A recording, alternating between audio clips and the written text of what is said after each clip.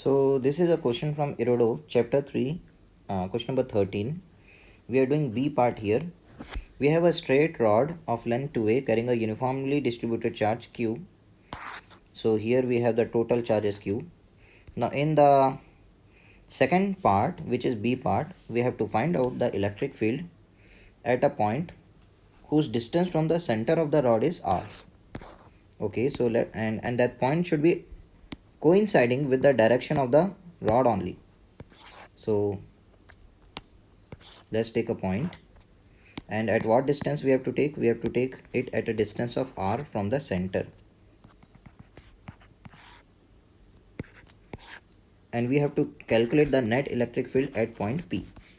So what we are going to do is we are going to divide this entire rod into small elements, and let's say we take one such element at a distance of x from point P and of thickness dx. So what is the charge on this element? Charge on this element is charge per unit length into the length of the element, and this element being a point charge will create an electric field at P given by kq by r square. So k is 1 by 4 pi epsilon naught k, q by the distance from point P is x, so x square. Now all such elements will create at point P same direction electric field, which is towards plus x-axis, and so the net electric field will be the sum of this individual electric fields. Now the first element is at a distance of r minus a from P, and the last element is at a distance of r plus a from point P. So we need to integrate from r minus a to r plus a. The first element is located here. This is the location of first dx element,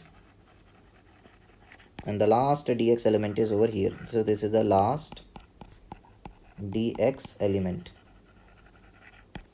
Okay, so that's why r minus a to r plus a. So we get 1 by 8 pi epsilon naught a cube, and we get integration of dx by x square minus 1 by x. So we get 1 by r minus a minus 1 by r plus a. Okay, so what is the result that we are getting? 8 pi epsilon naught a. So we get r square minus a square, r plus a minus r plus a. Yeah. So a gets cancelled. We get q by 8 pi epsilon naught, and then here we have got a, and this is r square minus a square. Now it is asked from us to investigate this electric field at a very large distance. Oh, by the way, a gets cancelled, sorry, and 2 is also will, so we'll get 4 only, and a has got cancelled. Now for r much greater than a, this electric field becomes q by 4 pi epsilon naught r square. For r much greater than a, the a square can be neglected in the denominator as compared to r square, which means we are getting the electric field of a point charge. So if we go very far away from this rod, so then the rod becomes like this, and we are very far away from it. So this is 2a in that case, and we have gone so much far that this tiny rod appears to be like a point charge. Then in that case the dimension of the charge doesn't matter. In fact, this happens for any kind of charge located with any kind of finite sized object.